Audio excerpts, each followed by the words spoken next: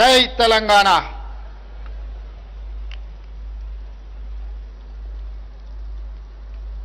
ప్రియమైన భారతీయులందరికీ 79వ స్వాతంత్ర దినోత్సవ శుభాకాంక్షలు.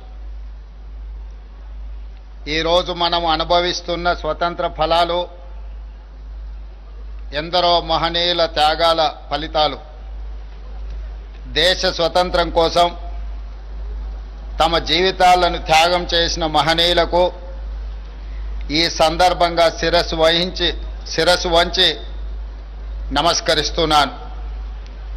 ఈ పోరాట యోధుల ఆశయాలను కొనసాగించడమే వారికి మనమిచ్చే ఘనమైన నివాళి. గాంధీజీ సారథ్యంలో సాగిన భారత స్వతంత్ర పోరాటానికి ప్రపంచానికి ఆదర్శంగా నిలిచింది. అహింసే అస్త్రంగా మహాసంగ్రామాన్ని గెలిచి ప్రపంచానికి సరికొత్త పోరాట పంథాను పరిచయం చేసింది. మహాత్ముడి సారథ్యంలో బయట శత్రువులైన బ్రిటిషర్లపై యుద్ధం గెలిచిన మనం పండిట్ జవహర్లాల్ నెహ్రూ సారథ్యంలో దేశ అంతర్గత శత్రువులైన పేదరికం, అసమానతలు, అస్పృశ్యత, అంటరానితనంపై పోరాటానికి నాంది పలికాం. మనం సాధించుకున్న స్వతంత్రానికి అర్థం, పరమార్థం చేకూర్చే ప్రజాస్వామ్య పాలనకు పునాదులు వేసుకున్నాం. 1947 ఆగస్టు 14వ తేదీ అర్ధరాత్రి దేశ ప్రజలను ఉద్దేశించి పండిట్ జవహర్లాల్ నెహ్రూ చేసిన ప్రసంగం కోట్లాది మంది భారతీయులను ఐక్యం చేసి లక్ష్యం వైపు నడిపించేలా చేసింది. దేశంలో గత 10 ఏళ్ల పాలన చూస్తుంటే మన దేశ ప్రజల ఆత్మను ఆవిష్కరించిన ఆనాటి పండిట్ జవహర్లాల్ నెహ్రూ ప్రసంగాన్ని ఇప్పుడు మరోసారి స్మరించుకోవాల్సిన అవసరం కనిపిస్తుంది. అందులోని కొన్ని అంశాలను ఈ సందర్భంగా దేశ ప్రజలతో పంచుకోవాలని నేను భావిస్తున్నాను. పండిట్ జవహర్లాల్ నెహ్రూ గారు ఆనాడు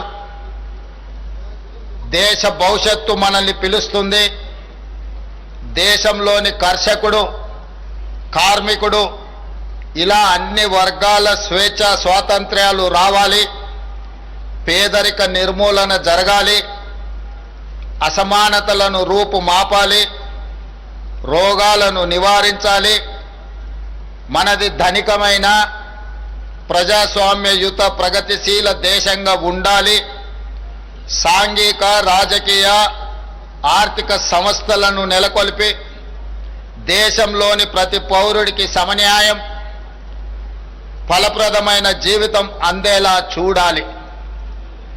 ఇటువంటి స్ఫూర్తి ప్రదాయకమైన మాటలతో ఆనాడు పండిట్ జవహర్లాల్ నెహ్రూ గారు భారతదేశ భవిష్యత్తుకు దిశానిర్దేశం చేశారు.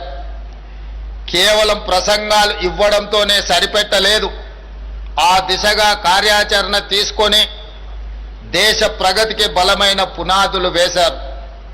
దృఢమైన ప్రజాస్వామ్య, లౌకిక, సామ్యవాద, గణతంత్ర దేశంగా భారత్ను నిలబెట్టడంలో గొప్ప రాజనీతిజ్ఞత ప్రదర్శించారు. పంచవర్ష ప్రణాళికల ద్వారా వ్యవసాయ, పారిశ్రామిక, వైజ్ఞానిక, సాంకేతిక రంగాల్లో దేశాన్ని తిరుగులేని శక్తిగా తీర్చిదిద్దారు. ఆనాటి స్ఫూర్తిని, ఆ మానీయుల వారసత్వాన్ని కొనసాగిస్తూ తెలంగాణ రాష్ట్రాన్ని ప్రపంచంలోనే అగ్రభాగాన నిలబెట్టే లక్ష్యంతో ఈనాడు మేము పరిపాలన కొనసాగిస్తున్నాం. స్వతంత్రం సిద్ధించే సమయానికి దేశం అల్లకల్లోల పరిస్థితుల్లో ఉంది. శూన్యం నుండి మన ప్రయాణం మొదలైంది. ఉన్నత శిఖరాలే లక్ష్యంగా పెట్టుకొని మన పెద్దలు ఈ దేశాన్ని ముందుకు నడిపించారు. ఈరోజు మనం చూస్తున్న ఆధునిక భారతం 5 ఏళ్లలోనో 10 ఏళ్లలోనో సాధించిన విజయం కాదు. దీని వెనక 79 ఏళ్ల కఠోర శ్రమ ఉంది. ఎంతో గొప్ప నాయకత్వం, నాయకుల త్యాగం, చెమట, రక్తం ఉంది. ఈ సుదీర్ఘ ప్రస్థానం తర్వాతే నేడు మనం ప్రపంచంలో మూడో అతిపెద్ద ఆర్థిక వ్యవస్థగా అవతరించబోతున్నాం. ఈ విజయ ప్రస్థానంలో భాగస్వాములైన ప్రతి ఒక్కరికి మనం ఎంతో రుణపడి ఉంటాం. వారు అందించిన ఈ ఘనమైన వారసత్వాన్ని విజయవంతంగా ముందుకు తీసుకెళ్లడంలో మన ముందున్న కర్తవ్యం, ఆ బాధ్యత నిర్వర్తించడంలో నేను సదా సిద్ధంగా ఉంటాను అని మీ అందరికీ తెలియజేస్తున్నాను. ఆ స్ఫూర్తితోనే తెలంగాణ ప్రజాప్రభుత్వం ప్రజా సేవను కొనసాగిస్తుంది.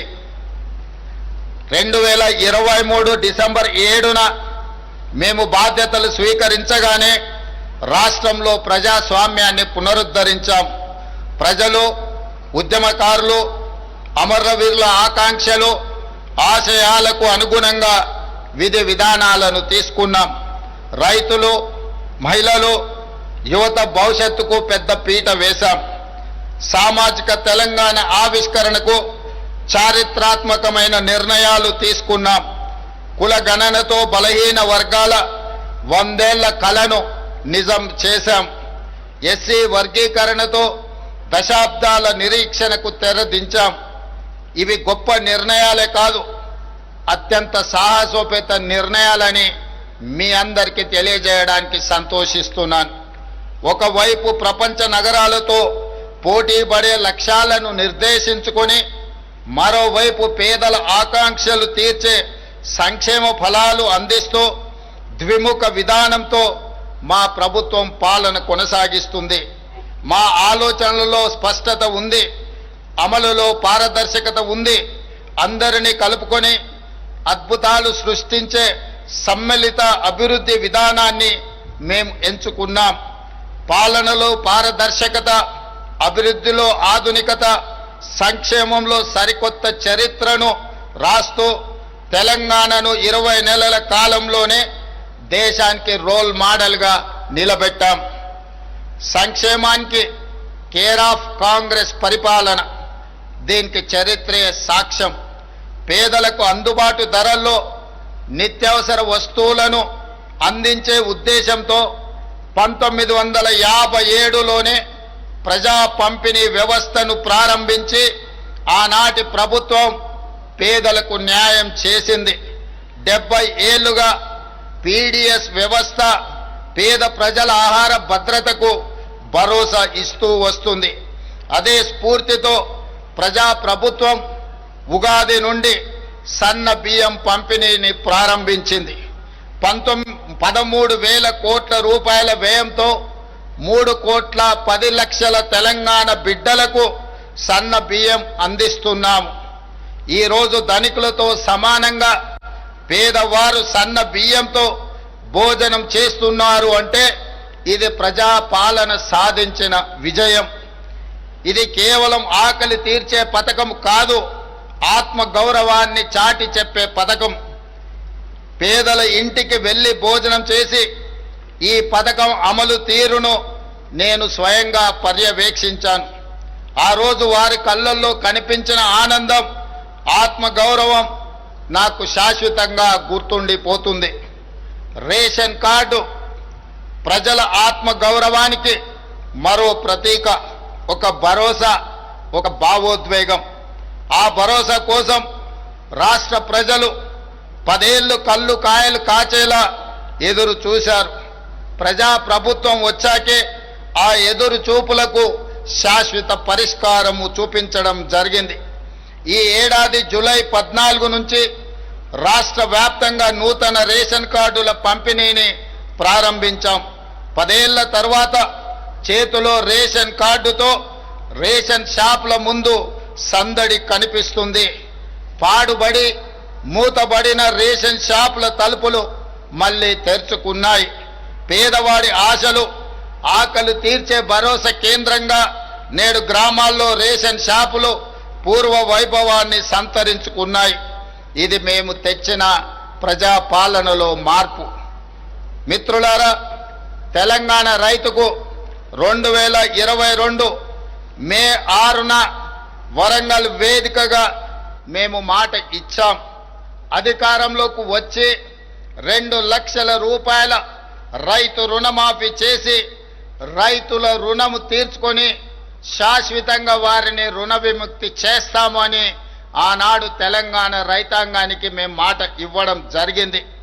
విశ్వసనీయతే మా సిద్ధాంతం మాకు ఊపిరి. గత ఏడాది ఆగస్టు 15న రైతు రుణమాఫీకి శ్రీకారం చుట్టాం.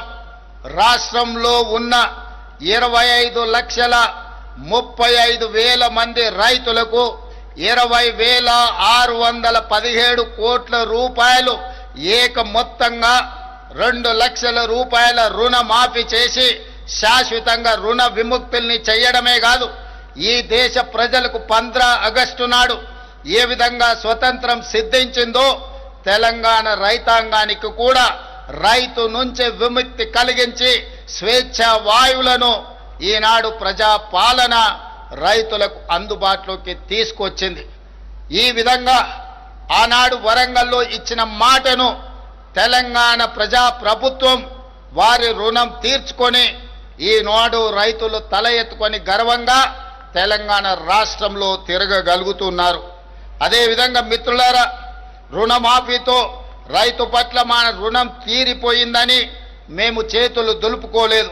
పొలంలో నాట్లు వేసే రోజు రైతు చేతిలో పెట్టుబడి ఉంటే ఆ భరోసా వేరు. అన్నం పెట్టే రైతు అప్పుల కోసం ఎవరి దగ్గర చేయి చాపకూడదన్న ఆలోచనతో ఇందిరమ్మ రైతు భరోసా పథకం కింద ఆనాడు ఎకరాకు ప్రతి సంవత్సరం 12,000 పెట్టుబడి సాయం ప్రకటించాం. పరిమితులు లేకుండా ప్రతి రైతుకు ఈ పథకం కింద సాయం అందించాం. జూన్ 16న ప్రారంభించి కేవలం 9 రోజుల్లో 9,000 కోట్ల రూపాయలు రైతుల ఖాతాలో వేశాం. రాష్ట్రంలోని 70,11,184 మంది రైతులకు ఈ సహాయాన్ని అందించాం. కొత్తగా దరఖాస్తు చేసుకున్న 1,20,000 మంది రైతులకు మొత్తంగా 9 రోజుల్లో 9,000 కోట్ల రూపాయలను ఇందిరా రైతు భరోసా పథకం ద్వారా రైతులకు పెట్టుబడి సహాయాన్ని అందించి ఏ వడ్డీ వ్యాపారస్తుల ముందు తలదించుకునే పరిస్థితి రైతుకు ఉండకూడదు అని మా ప్రభుత్వం గొప్ప లక్ష్యంతో పని చేస్తుంది. మిత్రులారా, రైతు రుణమాఫీ పెట్టుబడి సాయమే కాదు, పండించిన పంటను కొనుగోలు చేస్తూ మేము ఉన్నామన్న భరోసా తెలంగాణ రైతాంగానికి ఇస్తున్నాం. 7,178 కొనుగోలు కేంద్రాలను ఏర్పాటు చేసి రైతు పండించిన చివరి గింజ వరకు ధాన్యాన్ని సేకరిస్తున్నాం. సన్నాలకు క్వింటాల్కు గిట్టుబాటు ధరతో పాటు 500 రూపాయల బోనస్ ఇస్తున్నాం.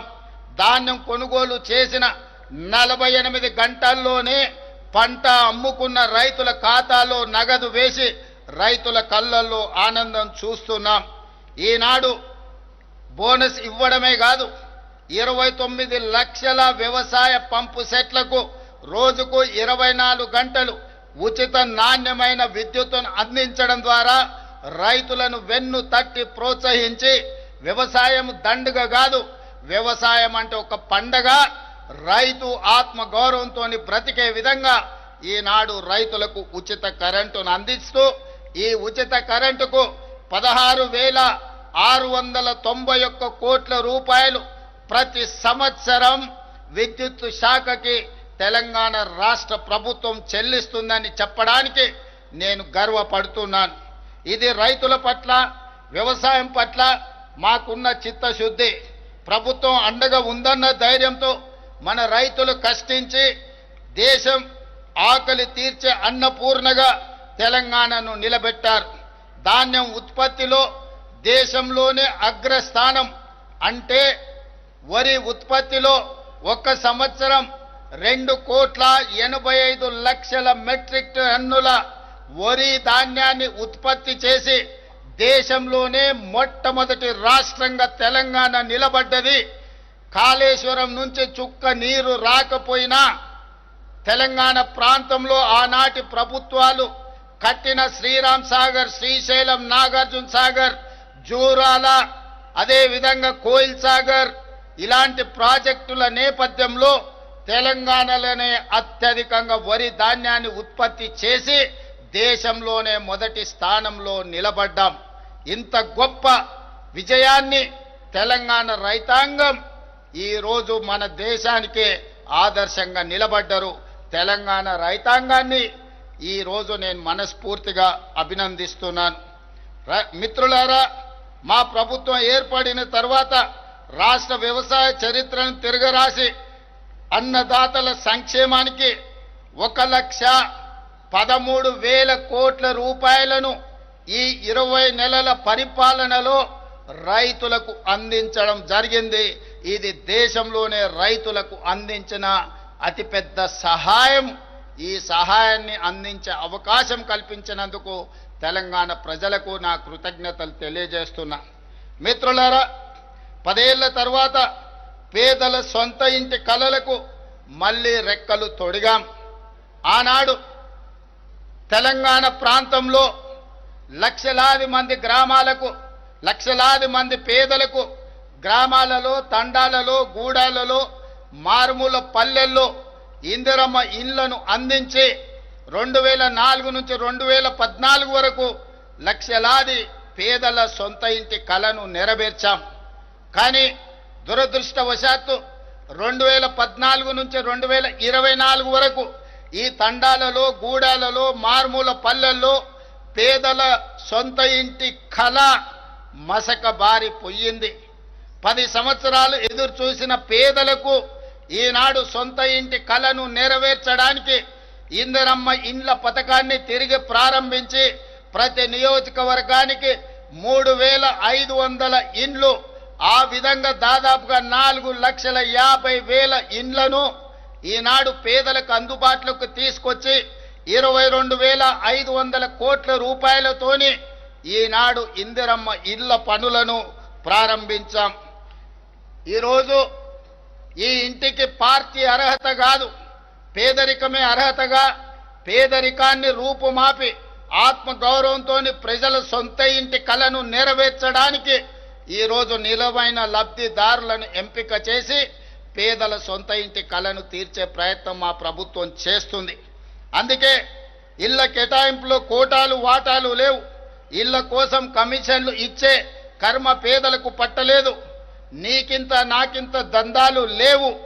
ఎంపికకు పేదరికమే గీటురాయి. అడవులను నమ్ముకొని జీవించే చెంచులకు, ఆదివాసీలకు, మా లంబాడి సోదరులకు చరిత్రలో తొలిసారి ఇందిరమ్మ ఇల్లు ప్రత్యేకంగా కేటాయించాం.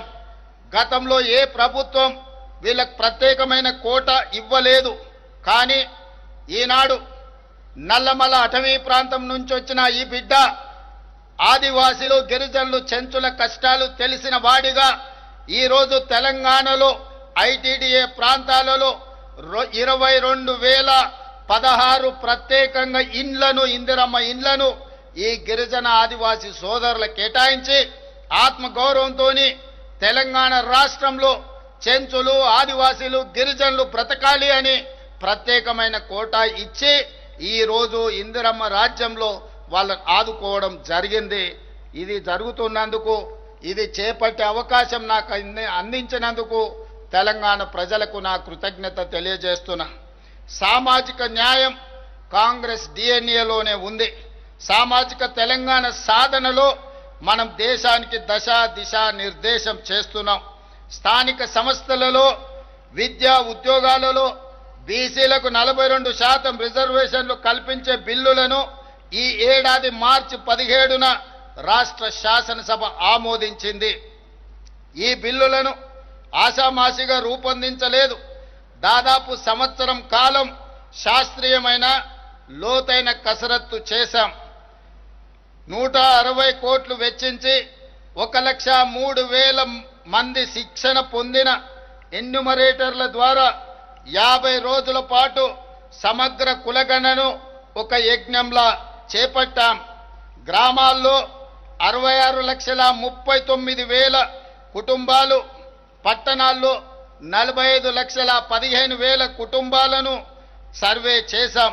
మొత్తంగా 1,12,00,000 కుటుంబాలను సర్వే చేసి రాష్ట్రంలో 56.33% బలహీన వర్గాల జనాభాను లెక్క తేల్చడం జరిగింది. దీని ఆధారంగా వారికి 42% రిజర్వేషన్లు అమలు చేయాలని నిర్ణయించాం. రాష్ట్ర శాసన వ్యవస్థ ఆమోదించిన ఈ బిల్లులను రిజర్వేషన్లు అమలుకు సహకరించాలని కేంద్రానికి పంపాం. మన పంపిన బిల్లులపై సత్వరం నిర్ణయం చేయాల్సిందిగా కేంద్ర ప్రభుత్వాన్ని మరొకసారి గోల్కొండ కోట మీద నుంచి తెలంగాణ ప్రజల తరఫున డిమాండ్ చేస్తున్నాను. దేశంలోని ఎస్సీ వర్గీకరణ చేసిన మొదటి రాష్ట్రంగా తెలంగాణ నిలబడింది. మాదిగ సోదరుల గుండె చప్పుడు నాకు తెలుసు. ఒకనాడు వాళ్ళ కోసం శాసనసభలో కొట్లాడిన వాడిగా దశాబ్దాల కలను సాకారం చేసే సంకల్పం తీసుకున్నాను. దేశంలోని ఏ రాష్ట్రం చేయని నిర్ణయం మన ప్రభుత్వం చేసింది. సుప్రీంకోర్టు తీర్పునకు అనుగుణంగా రాష్ట్రంలోని ఎస్సీలలో ఉన్న 59 కులాలు, ఉప కులాలను 3 గ్రూపులుగా విభజించి గ్రూప్ 1లో 15 కులాలను, గ్రూప్ 2లో 18 కులాలను, గ్రూప్ 3లో 26 కులాలను చేర్చాం. ఈ ఏడాది ఫిబ్రవరి 4న రాష్ట్ర శాసనసభ, శాసన మండలి ప్రత్యేక సమావేశాలు ఏర్పాటు చేసి సామాజిక, ఆర్థిక, విద్య, ఉపాధి, రాజకీయ కులగణన సర్వే, షెడ్యూల్డ్ కులాల ఉపవర్గీకరణపై చర్చించి చట్టబద్ధత కల్పించి మా చిత్తశుద్ధిని నిరూపించుకున్నాం. ఈ శుభ సందర్భాన్ని పురస్కరించుకొని ప్రతి ఏటా ఫిబ్రవరి 4 తారీఖును తెలంగాణ సోషల్ జస్టిస్ డేగా నడుపుకోవాలని, ఉత్సవాలను జరుపుకోవాలని తెలంగాణ ప్రభుత్వం నిర్ణయం తీసుకున్నదని మీకందరికీ తెలియజేయడానికి సంతోషిస్తున్నాను. మిత్రులారా, ఆరోగ్యశ్రీ పథకం ఇది కాంగ్రెస్ పార్టీ బ్రాండ్. మసకబారిన ఈ పథకానికి పూర్వ వైభవం తీసుకొచ్చాం. బాధ్యతలు స్వీకరించిన వెంటనే ఆరోగ్యశ్రీ పరిధిని 5 లక్షల నుండి 10 లక్షలకు పెంచాం. జబ్బుపడ్డ గరీబులకు ఇది మేమిచ్చిన భరోసా. ఆర్టీసీ ఉచిత బస్సు పథకం కారణంగా ఆడబిడ్డలు చిన్న చిన్న ఆరోగ్య సమస్యల పరిష్కారం కోసం దగ్గరలోని ప్రభుత్వ ఆసుపత్రులకు వచ్చే సంఖ్య గణనీయంగా పెరిగిందని ఇటీవల సర్వేలు చెబుతున్నాయి. ఇందుకు మేము సంతోషం వ్యక్తం చేస్తున్నాం. అదేవిధంగా మిత్రులారా, ఉస్మానియా ఆసుపత్రి 100 ఏళ్లుగా వైద్య సేవలలో పేదలకు దేవాలయంగా పేరు పొందింది. శిథిలావస్థలో ఉన్న ఈ వైద్య దేవాలయాన్ని తిరిగి పునరుద్ధరిస్తున్నాం. 27 ఎకరాల విస్తీర్ణంలో గోషామహల్ ప్రాంతంలో 2,700 కోట్ల రూపాయల వ్యయంతో నయా ఉస్మానియా ఆసుపత్రిని తెలంగాణ రాష్ట్రానికి అందించబోతున్నామని చెప్పి మనస్ఫూర్తిగా మీ అందరికీ తెలియజేస్తున్నాను. రాష్ట్రంలో అనేక చోట్ల వైద్య విద్యా కళాశాలను నిర్మిస్తున్నాం. ప్రజాప్రభుత్వం ఏర్పడిన తర్వాత వైద్య ఆరోగ్య రంగంపై 16,521 కోట్ల రూపాయలను ఇప్పటి వరకు వ్యయం చేశాం. అదేవిధంగా మిత్రులారా, ఆడబిడ్డలు ఆశీర్వదించిన మా ప్రభుత్వం మహిళా ఉన్నతి, తెలంగాణ ప్రగతి అనే నినాదంతో 1 కోటి మంది ఆడబిడ్డలను కోటీశ్వరులను చేయాలనే లక్ష్యంతో మేము ముందుకు సాగుతున్నాం. బాధ్యతలు స్వీకరించిన 48 గంటల్లోనే మహాలక్ష్మి పథకం కింద ఆడబిడ్డలకు ఆర్టీసీలో ఉచిత బస్సు ప్రయాణాన్ని ఈరోజు కల్పించాం. ఈ పథకం తెచ్చిన విప్లవాత్మక సామాజిక మార్పు ప్రతిపక్షాలకు అర్థం కాదు. ఆర్టీసీలో ఆడబిడ్డల ఉచిత ప్రయాణం పేద మహిళ ఆర్థిక స్వావలంబనకు పునాది అవుతుంది. ఆడపిల్లలకు విద్యకు అండగా మారింది. చదువు కోసం గడప దాటే ఆడపిల్లల సంఖ్య ఈనాడు పెరిగింది. చరిత్ర పుటల్లో కలిసిపోతుందనుకున్న ఆర్టీసీకి ఈ పథకం ప్రాణం పోసింది. ఈ పథకం కింద ఆడబిడ్డలకు ఈ 20 నెలల్లో 6,790 కోట్ల రూపాయల ఆర్థిక సహాయాన్ని అందించింది. ఈ 6,790 కోట్ల రూపాయలను తెలంగాణ రాష్ట్ర ప్రభుత్వం ఆర్టీసీ కార్పొరేషన్కు అందించడం ద్వారా ఆర్థికంగా చిన్న భిన్నమైపోయిన ఆర్టీసీ సంస్థను 50,000 మంది కార్మికుల కళ్ళల్లో ఈనాడు మనం ఆనందం చూడగలుగుతున్నాం. ఆ కార్మికులకు ప్రతి నెల మొదటి వారంలోనే జీత భత్యాలు అందించగలిగిన ఆర్థిక పరిపుష్టి ఈనాడు కార్పొరేషన్కు అందింది అనంటే ఈ పథకం ఎంతో ఉపయోగపడ్డది కార్మికులకు కూడా అని తెలియజేస్తున్నాను. ఇప్పటి వరకు దాదాపుగా 200 కోట్ల పైచిలుకు మహిళలు బస్సులలో ఉచితంగా ప్రతిరోజు ప్రయాణాలు చేయడం జరిగింది. ఇది మీ అందరికీ తెలియజేయడానికి నేను సంతోషిస్తున్నాను. రాష్ట్రంలో ఆడబిడ్డల సంక్షేమం అభివృద్ధి కోసం మా ప్రభుత్వం మొత్తంగా 46,689 కోట్ల రూపాయలను ఈ 20 నెలలలో సమకూర్చడం జరిగింది.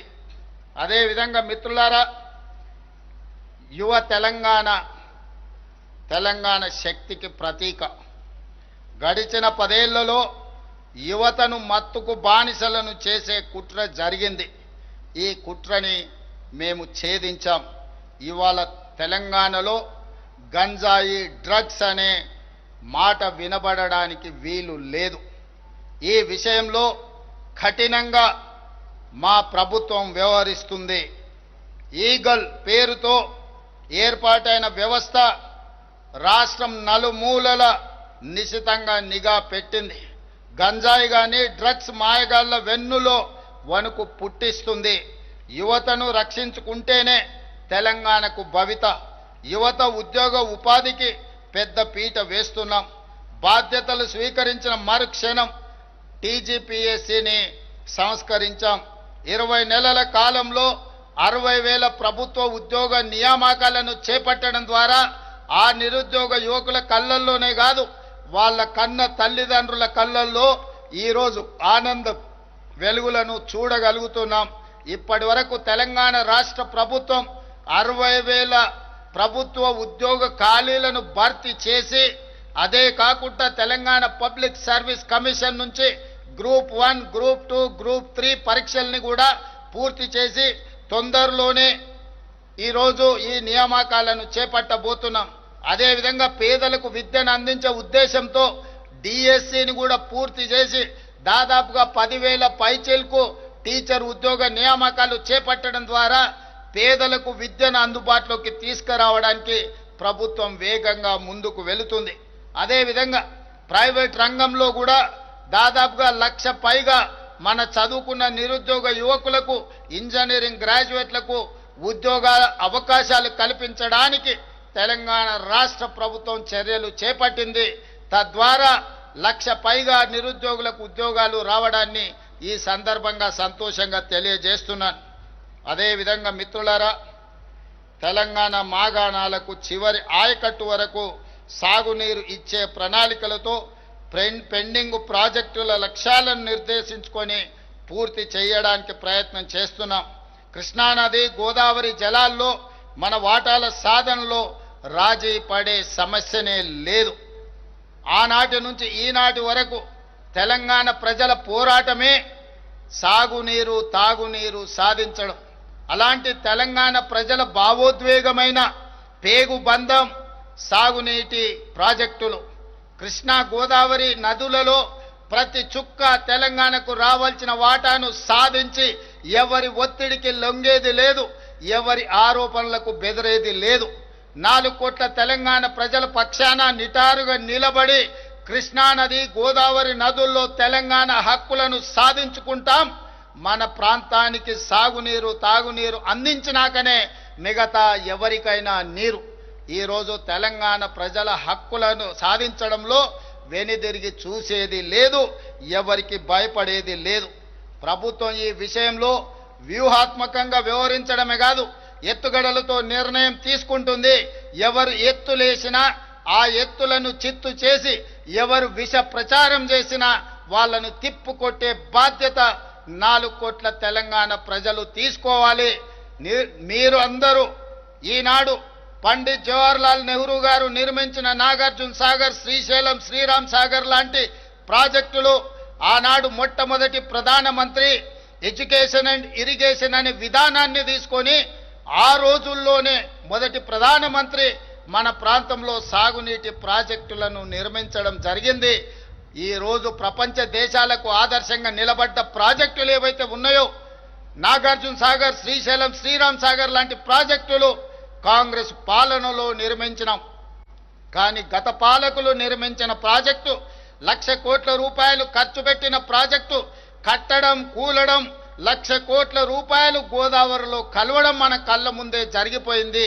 కాబట్టి ఈరోజు దృష్టి మరల్చడానికి కొంతమంది కొన్ని సెంటిమెంట్లను రగల్చి తద్వారా రాజకీయ ప్రయోజనం పొందాలని ఏదైతే చేస్తున్నారో ఈ కుట్రను తిప్పికొట్టవలసిన బాధ్యత తెలంగాణ రైతాంగం మీద ఉన్నది. ఆనాడు ఈ ప్రాజెక్టులు నిర్మించిన కాంగ్రెస్ ప్రభుత్వానికి పూర్తి బాధ్యత ఉన్నది, అవగాహన ఉన్నది.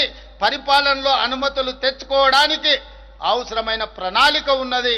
ఈ ప్రణాళికలను అన్నిటిని కూడా అమలు చేసే చిత్తశుద్ధి, ధైర్యము ఈ ప్రభుత్వానికి ఉన్నదని నేను తెలియజేయడానికి సంతోషిస్తున్నాను. ఎవరు ఎన్ని కుట్రలు చేసినా కుట్రలను ఛేదించుకొని గోదావరి నదీ జలాలలో రావాల్సిన వాటాను సాధిస్తాం. కృష్ణా నదీ జలాలలో పూర్తి చేయవలసిన ఎస్ఎల్బిసి, పాలమూరు, రంగారెడ్డి ఎత్తిపోతల పథకం లాంటి, డిండి లాంటి పథకాలను పూర్తి చేసి దేశానికే ఆదర్శంగా నిలబడే విధంగా తెలంగాణ రాష్ట్రంలో పరిపాలనను అందించి ఈ దేశానికే తెలంగాణ ఒక రోల్ మోడల్గా ఈ దేశంలో నెంబర్ 1 రాష్ట్రంగా తెలంగాణ రాష్ట్రాన్ని తీర్చిదిద్దే బాధ్యత ప్రజా ప్రభుత్వం తీసుకుంటుందని మీ అందరికీ తెలియజేస్తున్నాను మిత్రులారా. అదేవిధంగా మన బలం హైదరాబాద్, మన బ్రాండ్ హైదరాబాద్ నగరం. 400 పైచిలుకు సంవత్సరాల అనుభవం, కులీ కుతుబ్షాయి, నిజాం నవాబుల నుంచి గత పాలకుల వరకు హైదరాబాద్ నగరం ప్రపంచానికి ఆదర్శంగా నిలబడ్డది. గోల్కొండ కోట కావచ్చు, చార్మినార్ కట్టడాలు కావచ్చు, ప్రపంచానికి ఆదర్శంగా నిలబడ్డ కట్టడాలను నిర్మించి ప్రపంచంతోనే పోటీ పడే నగరంగా కులీ కుతుబ్షాయిలు, నిజాం సర్కార్లు ఈ రోజు మనకు ఆదర్శంగా నిలబడ్డారు. వారి స్ఫూర్తిని తీసుకొని ప్రపంచ వేదికైన హైదరాబాదు నగరంలో హైదరాబాద్ బ్రాండ్ ఇమేజ్ను పెంచడానికి ఈ బలాన్ని మరింత బ్రాండింగ్ చేయాలన్న ఆలోచనతోని మేము గుర్తించి ముందుకు వెళ్ళాం. అందుకే పలు అంతర్జాతీయ ఈవెంట్లను హైదరాబాదులో నిర్వహించేలా నిర్ణయాలు తీసుకున్నాం. మీకు తెలుసు, ఇటీవల ప్రపంచ సుందరీమణుల పోటీలు, 72వ సుందరీమణుల ప్రపంచ పోటీలు మన నగరంలో నిర్వహించుకున్నాం.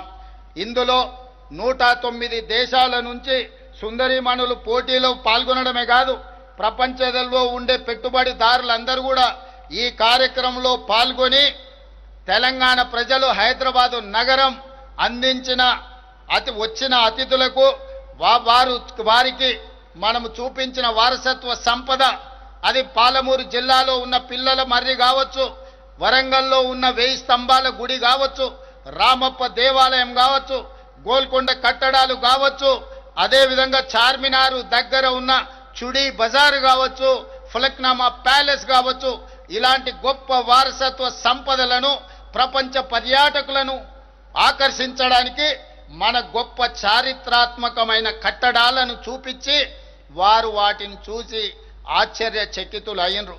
తెలంగాణ హైదరాబాదు నగరంలో ఇంత గొప్ప వారసత్వ కట్టడం ఉన్నదా మాకు తెలీదు, మేము మళ్ళీ వెళ్ళి మా దేశంలో మీ బ్రాండ్ అంబాసిడర్లుగా మారి హైదరాబాదు నగరానికి అంతర్జాతీయ గుర్తింపు తెస్తాము అని చెప్పి ప్రపంచ సుందరీమణులు మనకు మాట ఇవ్వడమే కాదు, తెలంగాణ తల్లికి శిరస్సు వంచి నమస్కరించి జయ జయ హే తెలంగాణ గీతాన్ని ప్రపంచానికి వాళ్ళందరూ వినిపించారు. తెలంగాణ సంస్కృతిని, సాంప్రదాయాన్ని, తెలంగాణ పోరాట స్ఫూర్తిని, ఉద్యమకారుల యొక్క త్యాగాలను, అమరవీరుల యొక్క త్యాగాలను ప్రపంచానికి ఈ సందర్భంగా తెలియజేయడానికి అవకాశం కలిగింది. ఇదే కాదు, మనకు ఆర్టిఫిషియల్ ఇంటెలిజెన్స్ సదస్సులను నిర్వహించాం. ప్రపంచవ్యాప్తంగా పేరుగాంచిన సుమారు 2000 మంది ప్రతినిధులు ఈ సదస్సుకు హాజరయ్యారు. ఈ సందర్భంగా ఏఐ రోడ్ మ్యాప్ను విడుదల చేశాం.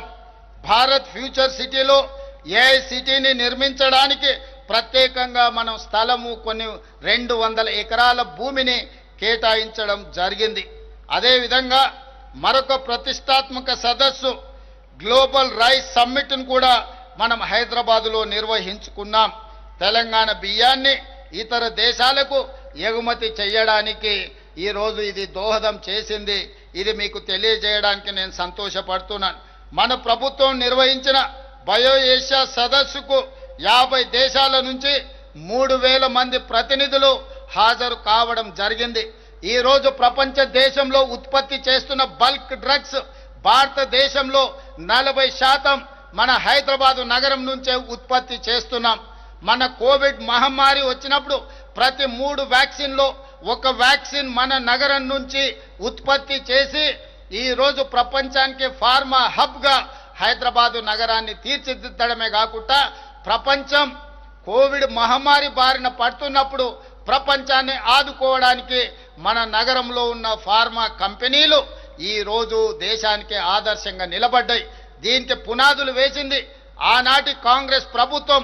1965లోనే ఐడిపిఎల్ సంస్థని ఇక్కడ ప్రారంభించడంతో రీసెర్చ్లు చేయడమే కాదు, సైంటిస్టులను 100లాది మందిని అక్కడి నుంచి మనము గొప్ప సైంటిస్టులను తీర్చిదిద్దడంతో ఈరోజు తెలంగాణ రాష్ట్రం ఒక ఫార్మా హబ్గా ప్రపంచం గుర్తించడం జరిగింది. అలాంటి గొప్ప గ్లోబల్ సమ్మిట్ను కూడా మనమే ఇక్కడ నిర్వహించుకున్నాం. అదేవిధంగా గతంలో ఎన్నడూ లేని విధంగా అంతర్జాతీయ రాజకీయ సమ్మిట్ భారత్ సమ్మిట్ 2025ను మనం హైదరాబాదులో నిర్వహించాం. ఈ అన్ని వేదికల నుండి మన తెలంగాణ విజన్ను ప్రపంచ వ్యాప్తంగా పరిచయం చేశాం. అదే తెలంగాణ రైజింగ్ 2047. ఈ అన్ని వేదికలకు ఆతిథ్యాన్ని ఇచ్చిన హైదరాబాదు నగరం ప్రపంచానికి ఆదర్శంగా నిలబడే తెలంగాణ రాష్ట్రాన్ని, హైదరాబాదు నగరాన్ని తీర్చిదిద్దాలి. ప్రపంచానికి మన గొప్పతనాన్ని, మనలో ఉన్న నైపుణ్యాన్ని ఈరోజు ప్రపంచానికి తెలియజెప్పడానికి ఇవన్నీ మనకెంతో దోహదపడ్డాయి. అందుకే ఈరోజు భవిష్యత్ ప్రణాళికల కోసం తెలంగాణ రైజింగ్ 2047 అనే ఒక విజన్ డాక్యుమెంట్ను, ఒక విజనరీ ఆలోచనను ఈరోజు తెలంగాణ రాష్ట్రం చేపడుతుంది. ఈ విజనరీ డాక్యుమెంట్ని డిసెంబర్ 9 తారీఖు లోపల జాతికి అంకితం చేసి ప్రపంచంలోనే తెలంగాణను నెంబర్ 1గా నిలబెట్టడానికి మేం చేయగలిగిన ప్రతి ప్రయత్నాన్ని చేస్తాము అని చెప్పి ఈ సందర్భంగా తెలంగాణ ప్రజలకు తెలియజేయడానికి నేను సంతోషిస్తున్నాను. మిత్రులారా, దేశానికి స్వాతంత్రం సాధించి భవిష్యత్ భారతదేశానికి పునాదులు వేసింది కాంగ్రెస్. 1947 నాటికి స్వతంత్ర భారతం 100 వసంతాలు పూర్తి చేసుకోబోతుంది. 1947 15 ఆగస్టు నాడు సిద్ధించిన స్వతంత్రం 2047 15 ఆగస్టుకి 100 సంవత్సరాలు పూర్తి చేసుకోబోతున్నది. ఈ 100 సంవత్సరాలలో మనం సాధించిన విజయాలని కాదు, భవిష్యత్తులో చేరుకుపోయే మైలు రాయిని కూడా నిర్దేశించుకోవాలని, ఈరోజు ఆ లక్ష్యాలను చేరుకోవాలని ప్రణాళికలు రచిస్తున్నాం. ఈ లక్ష్య సాధనలో తెలంగాణ పాత్ర మన దేశాన్ని, మన రాష్ట్రాన్ని ప్రపంచంలో నెంబర్ 1గా నిలబెట్టే విజన్ ఏమిటన్న దానిపై మేము నిరంతరం శ్రమిస్తున్నాం. అందుకే 2047 నాటికి భారతదేశ ముఖ చిత్రాన్ని మార్చే గేమ్ చేంజర్ పాత్రలో తెలంగాణ కీలకంగా ఉండాలన్న సంకల్పంతో ముందుకు వెళ్తున్నాం. ఈ సంకల్పానికి దార్శనిక పత్రమే తెలంగాణ రైజింగ్ 2047. 2035 నాటికి $1 ట్రిలియన్ ఎకానమీగా తెలంగాణను తీర్చిదిద్దాలని, 2047 నాటికి $3 ట్రిలియన్ ఎకానమీగా తెలంగాణను తీర్చిదిద్దాలని భవిష్యత్తు ప్రణాళికలను రచించుకొని ముందుకు వెళుతున్నాం. ఇంత గొప్ప విజయాన్ని సాధించాలంటే సాంకేతిక నిపుణులు, ఉద్యమకారులు, తెలంగాణ సమాజం అంతా కూడా నిరంతరం కష్టపడాలి, నిరంతరం సహకరించాలి. మీ అందరి సహకారం ఉంటే భారతదేశ ప్రభుత్వం 2047లో $30 ట్రిలియన్ ఎకానమీ లక్ష్యంగా ఏదైతే పనిచేస్తుందో అందులో 10% తెలంగాణ రాష్ట్రం కంట్రిబ్యూట్ చేయాలనుకుంటుంది. ఈనాడు దేశంలో మన జనాభా 2.5%, మనము 5% ఈరోజు కాంట్రిబ్యూట్ చేస్తున్నాం. భవిష్యత్తులో దీన్ని 10% పెంచి దేశంలోనే అభివృద్ధి చెందిన రాష్ట్రంగా నెంబర్ 1 రాష్ట్రంగా తెలంగాణను తీర్చిదిద్దాలని ప్రణాళికలు రచిస్తున్నాం.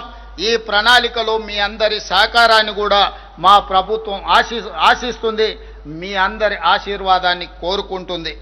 మిత్రులారా, ఇది యావత్ తెలంగాణ అభివృద్ధికి మాస్టర్ ప్లాన్. మూసి పునరుజ్జీవం నుంచి మొదలైన గ్రామీణ తెలంగాణ వ్యవసాయ వికాసం వరకు ఈ విజన్లో విస్పష్టంగా ఉండబోతుంది. హైదరాబాద్ తెలంగాణ ప్రజల సుఖశాంతులతో స్వచ్ఛమైన వాతావరణంలో ఆనందకరమైన జీవన విధానానికి ఈ పత్రం హామీ ఇస్తుంది. హైదరాబాద్ బ్రాండ్ ఇమేజ్ను పెంచడంలో కీలకమైన పలు ప్రతిపాదిత ప్రాజెక్టుల వెనుక ఉన్న ఆలోచన, ఆవిష్కరణ, ఆచరణ మార్గాలను ఈ విజన్ డాక్యుమెంట్ ప్రకటిస్తుంది. వరదలతో అతలాకుతలం అవుతున్న హైదరాబాదును స్వచ్ఛమైన సుందరమైన నగరంగా మార్చే సంకల్పాన్ని ఈ విజన్లో ఆవిష్కరించబోతున్నాం. అందుకే మిత్రులారా, మూసి పునరుజ్జీవ ప్రాజెక్టుతో హైదరాబాద్ వరద సమస్యకు శాశ్వత పరిష్కారం లభించే హామీని ఈ విజన్ డాక్యుమెంట్ ఇస్తుంది. అంతర్జాతీయ ప్రమాణాలతో నిర్మితమయ్యే భారత్ ఫ్యూచర్ సిటీ ఆధునిక ప్రపంచానికి గేట్ వే ఏ విధంగా ఉంటుందో ఈ పత్రము వెల్లడిస్తుంది. అత్యంత ప్రతిష్టాత్మకంగా నిర్మించే రీజనల్ రింగ్ రోడ్డు తెలంగాణ అభివృద్ధికి రాచమార్గంగా ఎలా నిలవబోతుందో తెలంగాణ రైజింగ్ 2047లో విస్పష్టంగా చెప్పబోతున్నాం. మిత్రులారా, ఇదే కాదు, ఈ దేశానికి ప్రపంచానికి శాంతియుతం ద్వారా స్వతంత్రాన్ని సాధించొచ్చు. బ్రిటిష్ తెల్ల దొరలను దేశం వదిలి పారిపోయే విధంగా పోరాటాన్ని నిర్మించిన బాపు ఘాట్ మన ప్రాంతంలో ఉందని చెప్పడానికి గర్విస్తున్నాను. అలాంటి బాపు ఘాట్ను గాంధీ సరోవర్ ప్రాజెక్టుగా మార్చి గ్రీన్ఫీల్డ్ హైవేలు, డ్రై పోర్టులు, మెట్రో, రెండో దిశ విస్తరణ ప్రాజెక్టులు, ఔటర్ నుండి రీజనల్ రింగ్ రోడ్డు మధ్య నిర్మించే రేడియల్ రోడ్లు, వరంగల్ ఆదిలాబాదులో విమానాశ్రయాలు. ఈరోజు మొత్తం తెలంగాణ రాష్ట్రంలో మనకున్నది ఏకైక విమానాశ్రయం శంషాబాద్. ఇంత పెద్ద రాష్ట్రానికి 4 కోట్ల ప్రజలకు ప్రపంచ దేశాలలో మన వాళ్ళు ఎంతో మంది, లక్షలాది మంది ఉన్నారు. కానీ మనకున్నది ఒకే ఒక ఎయిర్పోర్ట్. అందుకే ఈరోజు కేంద్ర ప్రభుత్వంతో మాట్లాడి వరంగల్లో ఒక ఎయిర్పోర్టును, ఆదిలాబాద్లో ఇంకొక ఎయిర్పోర్టును, రెండిటి అనుమతులు సాధించినాం. తొందరలోనే వరంగల్ అండ్ ఆదిలాబాదులో నూతన ఎయిర్పోర్ట్లు రాబోతున్నాయి. తెలంగాణలో ఎక్కడి నుంచి ఎక్కడికైనా ప్రయాణం చేయడానికి ఈరోజు మనకి ఎయిర్పోర్టులు ఎంతో సహకరించబోతున్నాయి. మన అభివృద్ధికి ఈ ఎయిర్పోర్టులు పునాదులు వేయబోతున్నాయి. తొందరలో అదనంగా తెలంగాణకు 2 ఎయిర్పోర్టులను కూడా జోడించబోతున్నామని చెప్పి మీ అందరికీ తెలియజేయడానికి నేను సంతోషపడుతున్నాను. ఇదే కాదు, రేడియల్ రోడ్లు, వరంగల్ ఆదిలాబాద్ విమానాశ్రయాలు, హైదరాబాద్ నాగ్పూర్, హైదరాబాద్ బెంగళూరు, హైదరాబాద్ విజయవాడ పారిశ్రామిక కారిడార్ల ఏర్పాటుతో పాటు తెలంగాణ ముఖ చిత్రాన్ని సమూలంగా మార్చే, అదేవిధంగా హైదరాబాద్ బెంగళూరు డిఫెన్స్ కారిడార్ కోసం డిఫెన్స్ పెట్టుబడులను కూడా ఆకర్షిస్తున్నాం. ఈనాడు తెలంగాణ రాష్ట్రం మొన్న జరిగిన ఆపరేషన్ సింధూర్లో ఈ ప్రాంతం నుంచే తయారు చేసిన యుద్ధ సామాగ్రి ఎంతో ఉపయోగపడ్డది. ఈరోజు డిఫెన్స్ కారిడార్ను ఈ ప్రాంతంలో హైదరాబాద్ బెంగళూరు హైవే ప్రాంతంలో ఏర్పాటు చేసి రేపటి భవిష్యత్తులో దేశ భద్రతలో తెలంగాణ ప్రాంతం కీలకమైన పాత్రను పోషించబోతుందని నేను మీకు తెలియజేయడానికి ఎంతో సంతోషిస్తున్నాను.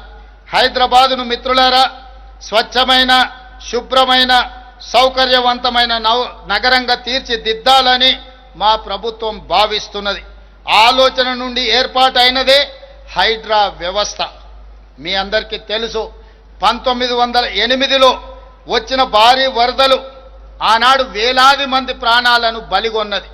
ఈ భాగ్య నగరాన్ని ఈ వరదలు ముంచెత్తుతే ఆనాటి నిజాం ప్రభువులు ఈ బాధను, ఈ ఉపద్రవాన్ని వారిని కలిచివేశాయి, కదిలించి వేశాయి. అందుకే నిజాం ప్రభుత్వం ఆనాడు మోక్షగుండం విశ్వేశ్వరయ్యను సాంకేతిక నిపుణుడిగా నియమించి ఈరోజు మూసీ ప్రాజెక్టు మీద ఉస్మాన్ సాగర్, హిమాయత్ సాగర్తో పాటు మిరాలం ట్యాంకు లాంటి ప్రాజెక్టులను నిర్మించి వరదలను నియంత్రించి హైదరాబాదు నగరాన్ని కాపాడడమే కాదు, హైదరాబాదు నగరం యొక్క తాగునీటి దాహార్తిని తీర్చి గొప్ప పునాదులు ఆనాడు నిజాం సర్కార్ వేయడం జరిగింది. మరి ఈరోజు ఇప్పుడు వస్తున్న వరదలు మీరు చూస్తున్నారు. వర్షాలు, క్లౌడ్ బస్ట్ వల్ల నగరంలో వర్షాలు, ఈరోజు ఎక్కడైతే చెరువులు, నాలాలు మనం ఆక్రమించుకున్నామో అక్కడికి వెళ్లాల్సిన వరద నీరు ఈరోజు మన కాలనీలలోకి, మన ఇళ్లలోకి, మన రోడ్ల మీదకి వస్తున్నది. మరి ఈ ఉపద్రవాన్ని ఎదుర్కోవాల్సిన అవసరం లేదా? చెన్నై, బెంగళూరు నగరాలను, ముంబై నగరాలను మీరు అందరు చూసినారు. ఈరోజు అతలాకుతలం అయిపోయినాయి. ఢిల్లీ నగరాన్ని చూసినారు. దేశ రాజధాని కాలుష్యానికి లోనై పాఠశాలల నుంచి పార్లమెంట్ వరకు ఈరోజు సెలవులు ప్రకటించుకునే పరిస్థితి వచ్చింది. వాహనాలు రోడ్డు మీదకి రావాలంటే ఢిల్లీలో అనుమతులు తీసుకొని రోడ్ల మీదకి రావాలి. ఈరోజు పెద్ద నగరాలుగా పేరు పొందిన ఢిల్లీ కావచ్చు, ముంబై కావచ్చు, బెంగళూరు కావచ్చు, చెన్నై కావచ్చు, ఈ నగరాలు ఎదుర్కొంటున్న సమస్యల నుంచి తెలంగాణ రాష్ట్రం, హైదరాబాదు నగరం పాఠాలు నేర్చుకోవాల్సిన అవసరం ఉన్నది. అందుకే ఈరోజు అలాంటి సమస్యల నుంచి బయటికి రావాలి అంటే చెరువుల ఆక్రమణలు తొలగించాలి, నాలాల ఆక్రమణలను అడ్డు తొలగించుకోవాలి. ఇవాళ చెరువుల, నాలాలను కబ్జాల నుంచి విముక్తి చేస్తే ఈరోజు రోడ్ల మీద నిలుస్తున్న నీరు అక్కడికి వెళ్తుంది. తద్వారా ట్రాఫిక్ జామ్ల సమస్యను, హైదరాబాదు నగరాన్ని కాలుష్యం నుంచి కాపాడడానికి ఈరోజు మనకు అవకాశం ఉంటుంది. అందుకే హైడ్రా ఈరోజు అత్యంత ప్రజల సమస్యల పరిష్కారానికి ముందుకు వెళ్తుంది.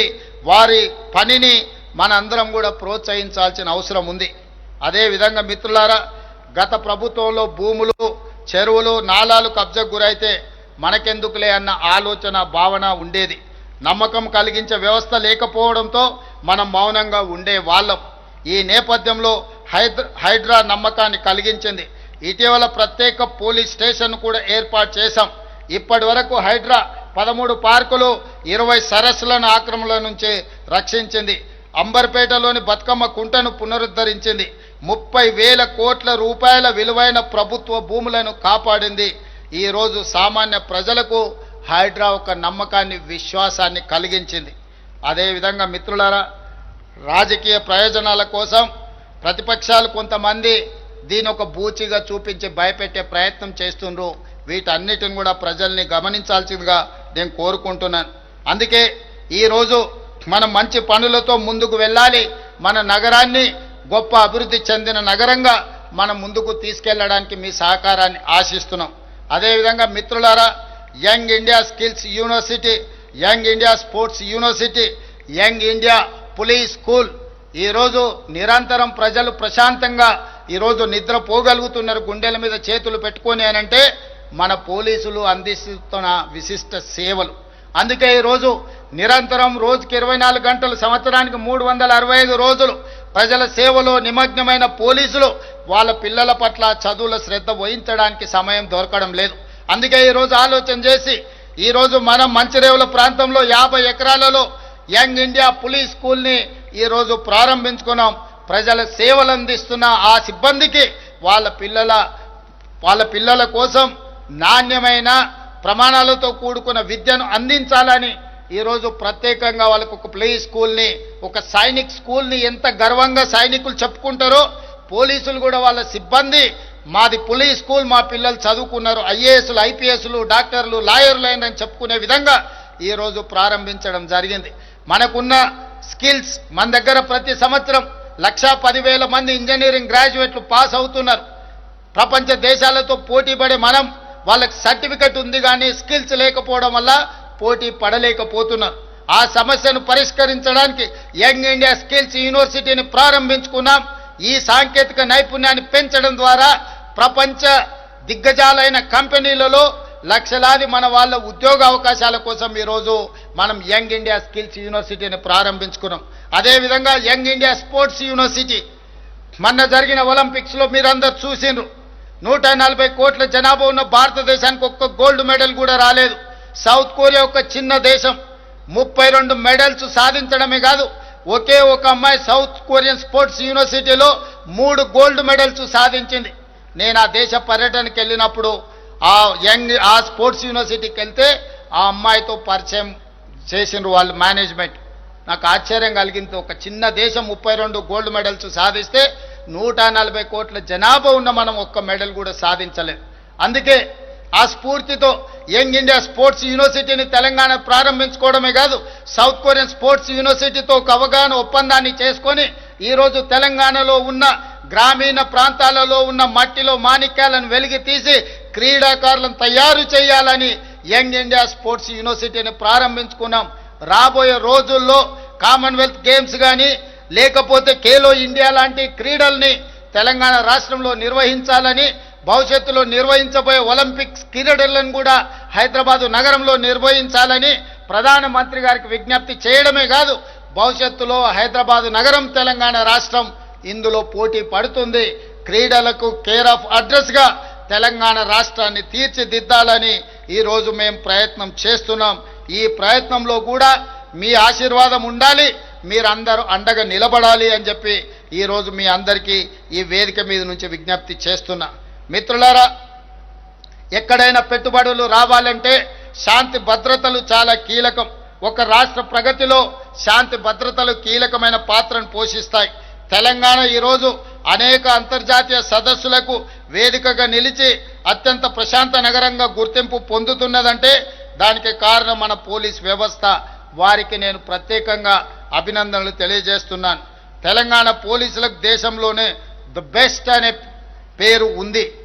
ఇండియా జస్టిస్ రిపోర్ట్ 2025 ప్రకారం 1 కోటి కంటే ఎక్కువ జనాభా ఉన్న 18 రాష్ట్రాల పోలీసింగ్లో తెలంగాణ పోలీస్ శాఖ మొదటి స్థానంలో నిలవడం మనకు గర్వకారణం.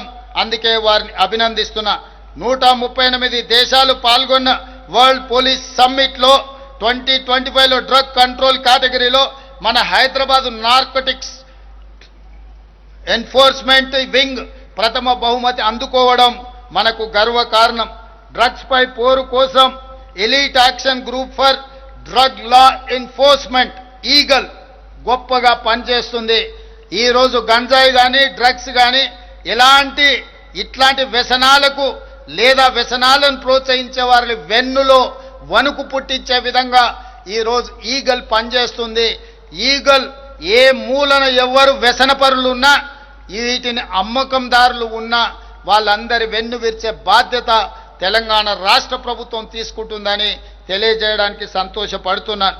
మేము అధికారం చేపట్టే నాటికి గత పాలకులు మాకు వారసత్వంగా 8,21,651 కోట్ల రూపాయల అప్పులు మరియు బకాయిలు మిగిల్చి వెళ్లారు. దీనిలో 6,71,757 కోట్ల రూపాయల అప్పులు, అదేవిధంగా ఉద్యోగులు ఇతర పథకాలకు సంబంధించిన బకాయిలు 40,154 కోట్లు, ఎస్సీ ఎస్టీ సప్లైన్ సింగరేణి విద్యుత్ ఇతర విభాగాలకు చెల్లించాల్సిన బకాయిలు 1,09,740 కోట్లు. వారు చేసిన అప్పును తిరిగి చెల్లించడానికి ఇప్పటిదాకా అసలు రూపేణా 1,32,498 కోట్లు, వడ్డీలకు 88,178 కోట్ల రూపాయలు, మొత్తము కలిపి 2,20,676 కోట్ల రూపాయలను ఈ 20 నెలల్లో తెలంగాణ రాష్ట్ర ప్రభుత్వం చెల్లించింది. అంటే గత పాలకులు మనకు అందించిన 8,21,651 కోట్ల రూపాయల అప్పులను తిరిగి చెల్లించడానికి 20 నెలల్లో తెలంగాణ ప్రభుత్వం ప్రజాపాలన 2,20,676 కోట్లను చెల్లించడం జరిగింది. ఈ అప్పుల భారం లేకపోయినుంటే ఈ సొమ్మంతా పేదల సంక్షేమానికి తెలంగాణ అభివృద్ధికి ఉపయోగపడేది. కానీ భారాన్ని మోయక తప్పదు. అయినా ఓపికతో సమయస్ఫూర్తితో తెలంగాణ రాష్ట్ర ప్రభుత్వాన్ని నడిపిస్తున్నాము. మీ అందరి ఆశీర్వాదం ఉన్నందుకు నేను ధన్యవాదాలు తెలియజేస్తున్నాను. ఇంత ఆర్థిక భారం ఉన్నప్పటికీ శూన్యం నుంచి ఉన్నత శిఖరాల వైపు రాష్ట్రాన్ని తీసుకెళ్లేందుకు మేము కృషి చేస్తున్నాం. జాతిపిత గాంధీజీ, నవభారత నిర్మాత పండిట్ జవహర్లాల్ నెహ్రూ, డాక్టర్ బాబాసాహెబ్ అంబేద్కర్ గారి స్ఫూర్తితో, ప్రజల ఆదరణతో మేము ముందుకు సాగుతున్నాం. ఈ సందర్భంగా ఒక అంశాన్ని మీ ముందు పెట్టదలుచుకున్నాను. మనసు ఉంటే మార్గం ఉంటుంది. Where there is a will there is a way అనే సూక్తిని మనం నేను ముఖ్యంగా బలంగా విశ్వసిస్తాను. మాకు విల్ ఉంది, విజన్ ఉంది. తెలంగాణ రైజింగ్ 2047 మా విజన్ ద్వారా తెలంగాణ రాష్ట్రాన్ని ముందుకు తీసుకువెళ్తాం. ఆ విజన్ను నిజం చేసే మిషన్ ఈ ప్రభుత్వం. ప్రజలు అండతో, నిండైన గుండె ధైర్యంతో ప్రపంచ వేదికపై తెలంగాణను నెంబర్ 1గా నిలబెట్టడమే మా విజన్. ఈరోజు తెలంగాణ రాష్ట్రాన్ని ఈ దేశంలో మిగతా రాష్ట్రాలతోనే కాదు, ప్రపంచ నగరాలతో, ప్రపంచ దేశాలతో పోటీ పడాలని ఒక న్యూయార్క్నో, ఒక జపాన్నో, ఒక సింగపూర్నో, ఒక సౌత్ కొరియానో దృష్టిలో పెట్టుకొని ప్రపంచ దేశాలకే ఆదర్శంగా నిలబడే విధంగా తెలంగాణ రాష్ట్రాన్ని తీర్చిదిద్దడానికి నిరంతరం కృషి చేస్తున్నాం. మిత్రులారా, ఈ ప్రయత్నంలో మీ అందరి సహకారం కావాలి. మీ అందరి సహకారంతో కుట్రలను తిప్పి కొడతాం. రాష్ట్ర కేంద్ర ప్రభుత్వాల మధ్యలో సమన్వయం చేసుకొని రాష్ట్రానికి రావాల్సిన నిధులను, అనుమతులను సాధించుకొని బలమైన రాష్ట్రంగా తెలంగాణని పునరుద్ధరించి, పునర్నిర్మించి ప్రపంచానికి ఆదర్శంగా తీర్చిదిద్ది తెలంగాణ రాష్ట్రాన్ని ముందుకు తీసుకువెళ్తాం. తెలంగాణ అంటే ఈరోజు తెలంగాణ మీన్స్ బిజినెస్. తెలంగాణలో ఎవరైనా పెట్టుబడులు పెట్టొచ్చు. మీ పెట్టుబడులకు రక్షణనే కాదు, మీ పెట్టుబడులకు లాభము ఉంటుంది. తెలంగాణలో పెట్టుబడులను ఆకర్షించడం ద్వారా, పరిశ్రమలను నెలకొల్పడం ద్వారా, డ్రై పోర్టులను ఏర్పాటు చేయడం ద్వారా, నేషనల్ హైవేస్ను అభివృద్ధి చేయడం ద్వారా హైదరాబాదు నగరం నుంచి, ముఖ్యంగా ఫ్యూచర్ సిటీ నుంచి అమరావతి నుంచి అదే విధంగా బందర్ పోర్టు వరకు నేషనల్ గ్రీన్ఫీల్డ్ హైవేస్తో పాటు రైల్వే లైన్లను వేయించడం ద్వారా ఈరోజు ల్యాండ్ లాక్ స్టేట్గా ఉన్న తెలంగాణకు పోర్టు లేవు. అందుకే బందర్ పోర్టుకి డెడికేటెడ్ నేషనల్ హైవేస్ కాకుండా రైల్వే లైన్లను కూడా సాధించడం ద్వారా, regional ring road, regional ring rail ద్వారా, రేడియల్ రోడ్ల ద్వారా, అంతర్జాతీయ ఎయిర్పోర్ట్ల ద్వారా తెలంగాణ రాష్ట్రాన్ని ఒక అద్భుతమైన రాష్ట్రంగా తీర్చిదిద్దడానికి ఈరోజు ప్రణాళికలు సిద్ధం చేస్తున్నాం. నిరంతరం కష్టపడుతున్నాం. మధ్యలో కొంతమంది అపోహలు సృష్టించిన తెలంగాణ ప్రజల ఆశీర్వాదంతో ఈ కుట్రలను ఛేదిస్తాం. ఈ 15 ఆగస్టును ఒక వేదికగా తీసుకొని మనందరం ఈరోజు ఒట్టేసి బయలుదేరుతాం. తెలంగాణను దేశానికే ఆదర్శంగా నిలబడదాం. మీరందరూ సహకరిస్తున్నందుకు మీకందరికీ ధన్యవాదాలు తెలియజేస్తూ మీ అందరి దగ్గర సెలవు తీసుకుంటున్నాను. జై హింద్, జై భారత్, జై తెలంగాణ.